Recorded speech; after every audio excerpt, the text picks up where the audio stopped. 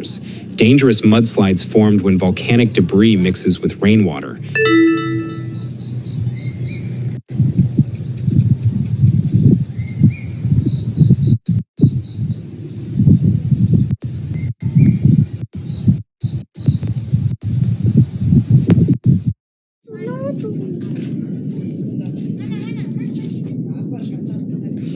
No, di luar dalam.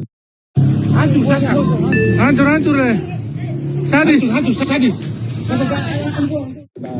Nah, bakade. Kesini lagi itu di ujung. Masalah kayak umum belok kayak hal kayak hanya begini saja. A powerful volcanic eruption occurred on June 17, 2025, at Mount Lewotobi Laki-Laki in Indonesia. The eruption was sudden and violent, sending a towering ash column over 11 kilometers into the sky. Thick clouds of ash darkened the horizon, while a deafening roar echoed through the valleys and towns surrounding the mountain.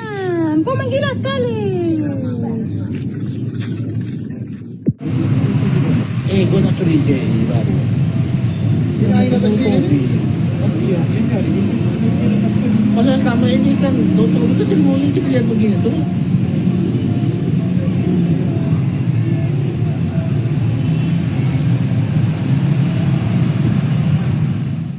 Kakaknya sih semuanya. Gunung Lewotobi baru melihat. This dramatic eruption marks one of the most significant volcanic events in Indonesia this year. Authorities responded immediately by raising the eruption alert to the highest possible level. This move came after monitoring systems detected an intense spike in volcanic activity. Ini kecelakaan darat atau kecelakaan gotong? Ini anjing nih. Macam ada tangan raksasa. Bentuknya macam begini. Menatap apa sudah yang bisa. Itu tangan raksasa macam begini. Tapi saya rasa itu bukan. In the span of just 2 hours, over 50 eruption-related events were recorded, more than 5 times the usual daily count. The speed and intensity of the eruption took many by surprise, but emergency protocols were swiftly activated. Residents living near the volcano were instructed to evacuate or remain indoors.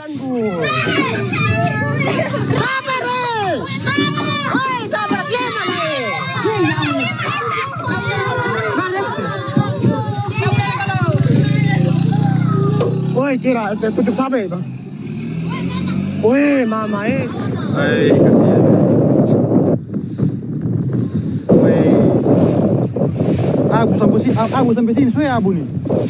The exclusion zone was expanded to a radius of 8 kilometers around the crater.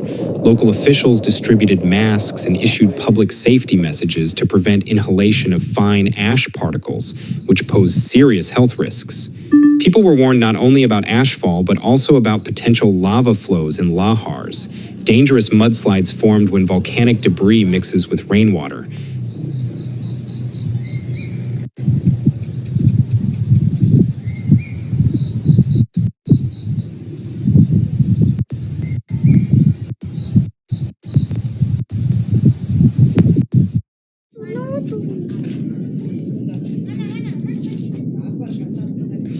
No, di luar dalam.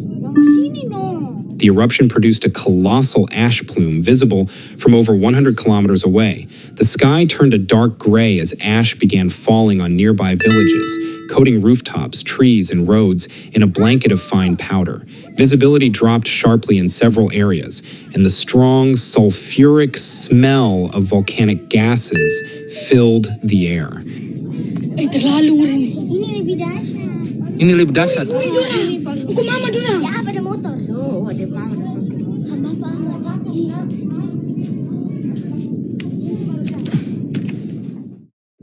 No, hey, gunung meletus lagi. Hey, gunung meletus lagi no.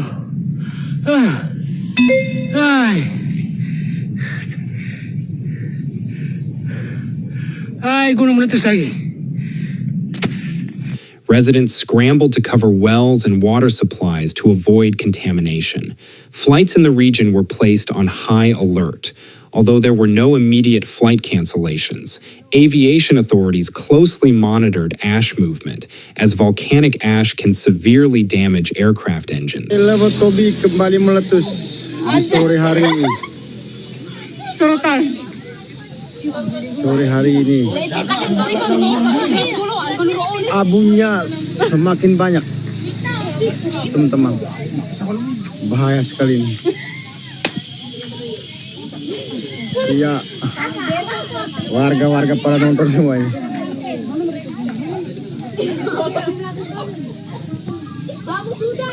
The ash cloud from the eruption reached cruising altitudes of international flights, prompting airlines to reroute or prepare for temporary airspace closures if conditions worsened. This eruption is not the first in recent months. Mount Lewotobi Laki, part of a twin-peaked volcanic complex, has shown increased activity since late 2023. Previous eruptions in March and May of this year already led to evacuation efforts and disrupted air travel.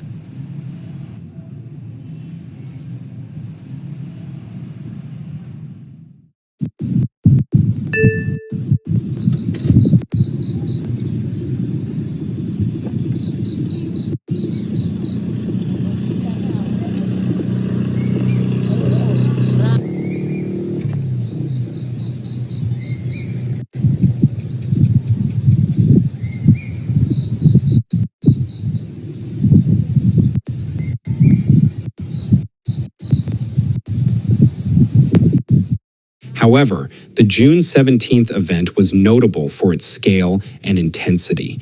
The height of the ash plume, the number of eruptions in a short period, and the speed of seismic escalation all suggest a particularly volatile phase in the volcano's behavior.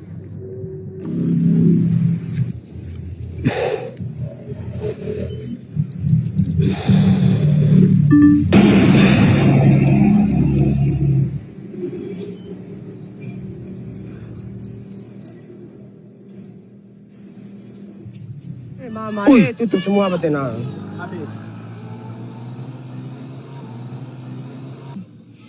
Ay, mama, sadis main hari ini. Mama,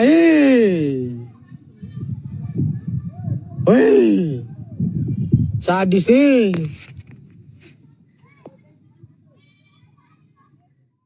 Seismic and volcanic monitoring teams have remained stationed around the volcano using satellite imagery, drones, and gas detection equipment to analyze the eruption.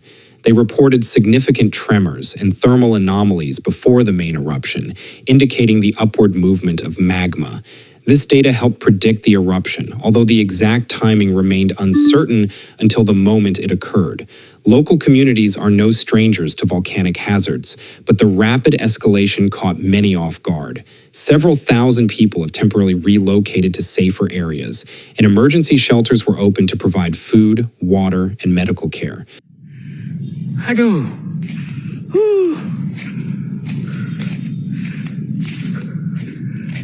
Hai sayang.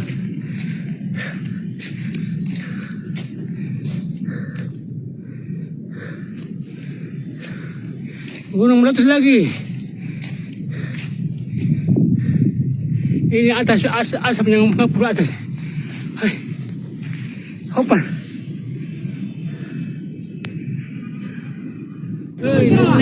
Tahu. Tahu. Wah, Tuhan.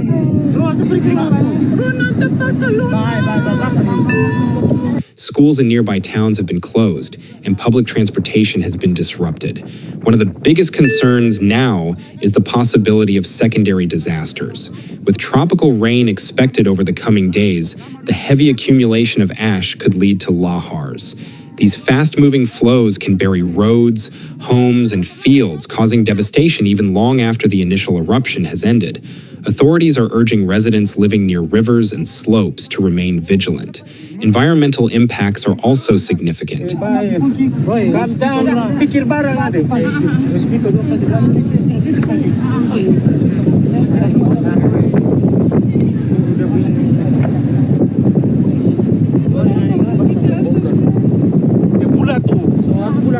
Dia bulat di atas. Dia bulat di atas.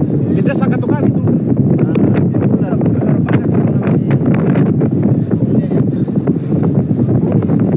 Jangan langsung ke mobil.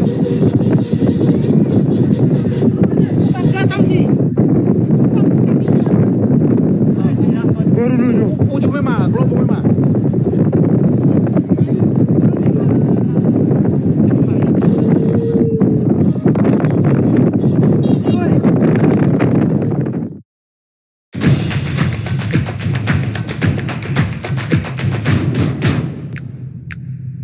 When the earth quakes, all hell.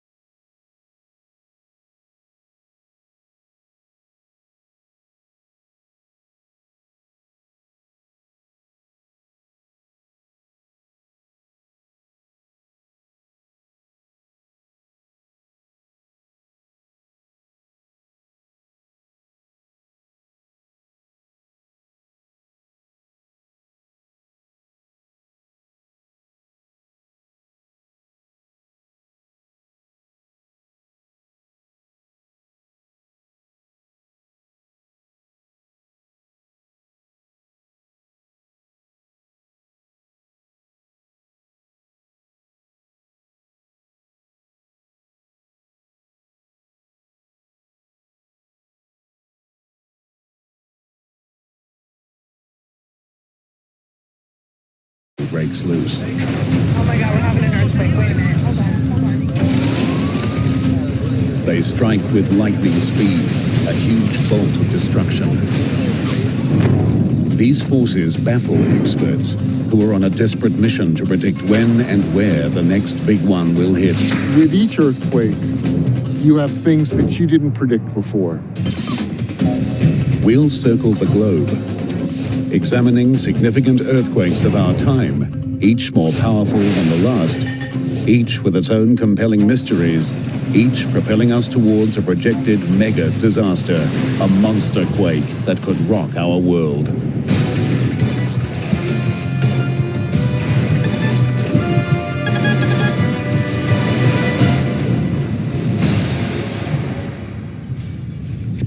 Earthquakes are one of the most destructive and unpredictable forces on the planet. Without warning, solid ground cracks, shifts and buckles, threatening anything in its path. It's estimated that several million earthquakes shake the planet every year. Most are barely detectable tremors, but at least once a year, somewhere on the globe, a major event strikes. Most earthquakes are created by movements of titanic slabs of the Earth's crust, called tectonic plates. Enormous pressure builds as the plates strain against each other. When plates slide past each other, a strike-slip earthquake forms.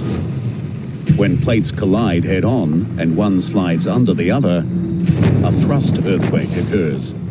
In both cases, the Earth's crust tears and snaps, releasing a giant burst of seismic force. The amount of energy released by an earthquake is known as its magnitude. The higher the magnitude, the more energy released. An earthquake of magnitude 8 or higher releases as much energy as 1 billion tons of TNT, or 67,000 Hiroshima bombs. Earthquakes' destructive energy has cost almost 8 million lives in the last 1,000 years. The fatality rate is rising as populations in high-risk areas increase dramatically.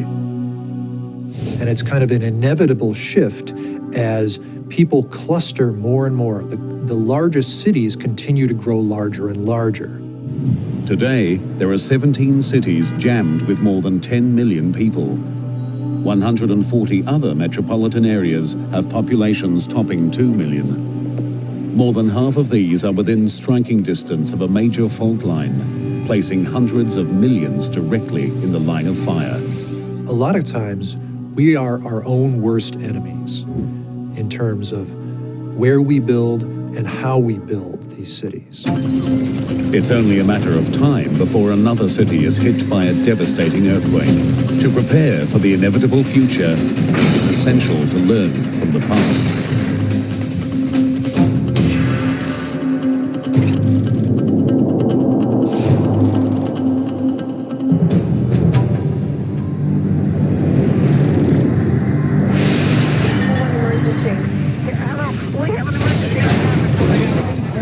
October 17, 1989, San Francisco, California. For 15 horrific seconds, the city by the bay is rocked by a magnitude 6.9 earthquake. The epicenter is near a mountain in Santa Clara County called Loma Prieta. Everybody's door and help them get out. Suburbs close to the mountain suffer serious damage. The ground splits open in huge gashes, hundreds of homes are thrown off their foundations, and small communities are ripped apart. 62 people were dead. But bizarrely, the greatest devastation and loss of life is 97 kilometers to the north in Oakland and San Francisco. The quake brings down a section of Oakland's Cypress Expressway, turning a busy freeway into a graveyard. Oakland firefighter Lorenzo Frediani is one of the first to respond. It was a horrible scene. It was such a large-scale disaster. Seeing huge pieces of the freeway on top of cars, fires beginning to erupt, everyone just yelling and screaming for help. Frediani and other rescuers race to find survivors. They fear the worst, that thousands are dead under the shattered remains of the expressway. This was at 5 o'clock approximately. This is its peak time. There should be bumper-to-bumper traffic. So when I saw the Cypress unfold in front of me, all I could think about was how many thousands of people would be dead. But amidst the horror, there is a life-saving stroke of luck. The earthquake hit as the two local baseball teams, the San Francisco Giants and the Oakland Athletics, faced off in the World Series. Millions are watching the game, and traffic is much lighter than usual. The fact that we had the ball game between the two Bay Area teams easily saved thousands of lives. As rescuers desperately try to free those trapped on the Cyprus Expressway, another disaster unfolds across the bay. Nearly 200 buildings in the Marina district are severely damaged or completely destroyed. Fires started by broken gas mains add to the damage and panic. Stunned residents flee into the streets. But even as the marina suffers catastrophic damage, neighborhoods surrounding it escape almost unscathed. Seismologists like Jack Boatwright struggle to understand the quake's selective destruction.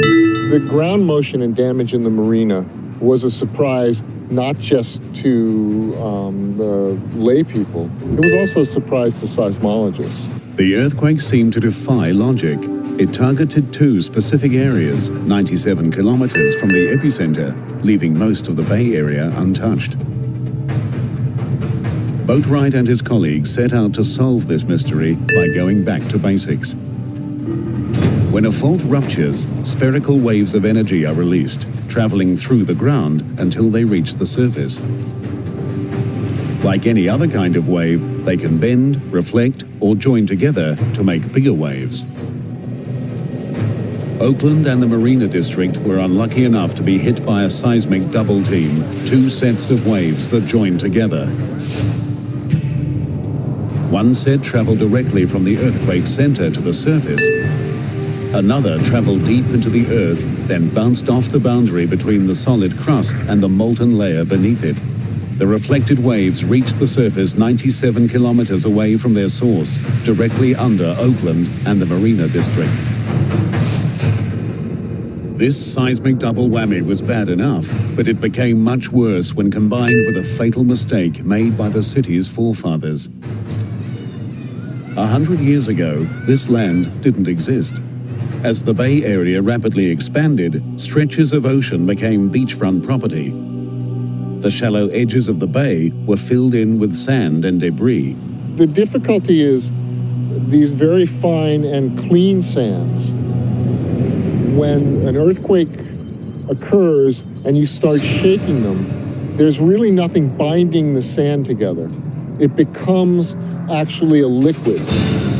Liquefaction is a deadly side effect of many large earthquakes. As solid ground turns to liquid, roads are destroyed, buildings topple, and underground pipes rupture. Liquefaction severed a gas main in the marina, igniting an inferno. The total cost of the quake was huge. 63 people died, 4,000 were injured, and 20,000 structures were damaged or destroyed. For seismologists, the 6.9 Loma Prieta quake was a brutal wake-up call. They were surprised by the reflection of seismic waves that struck the Marina District and Oakland. With each earthquake, you have things that you didn't predict before. Every earthquake is, in fact, a learning experience. But the 1989 Loma Prieta quake was not the worst to strike San Francisco. The same side effects of liquefaction and fire killed thousands when a much bigger earthquake struck, destroying most of the city by the bay.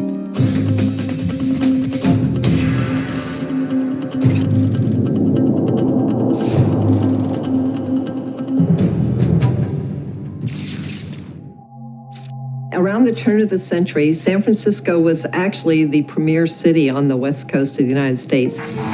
The city featured luxury hotels and modern high-rise buildings. But in 1906, many came crashing down. The earthquake occurred about 5:12 in the morning on April 18th, And when it occurred, it essentially occurred without warning. A loud roar jolted thousands out of their beds.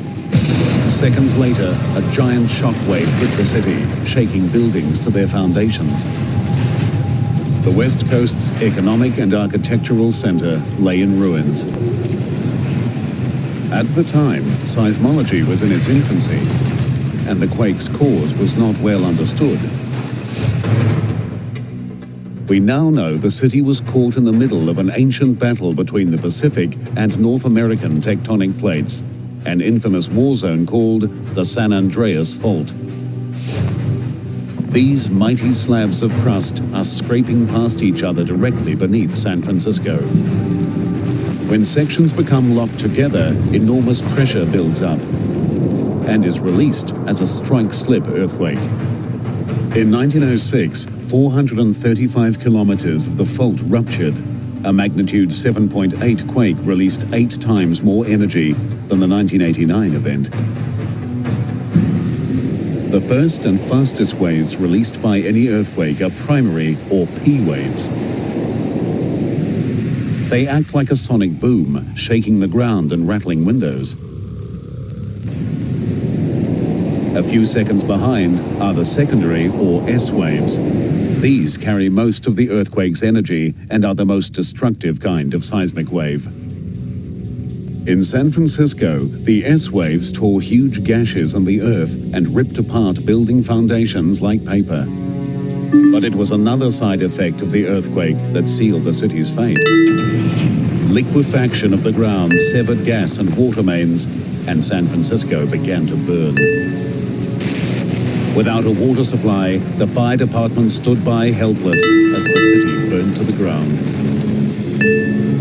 The descriptions of the fire they actually refer to this as a firestorm. And in a firestorm, the heat is so intense that it actually sucks in air.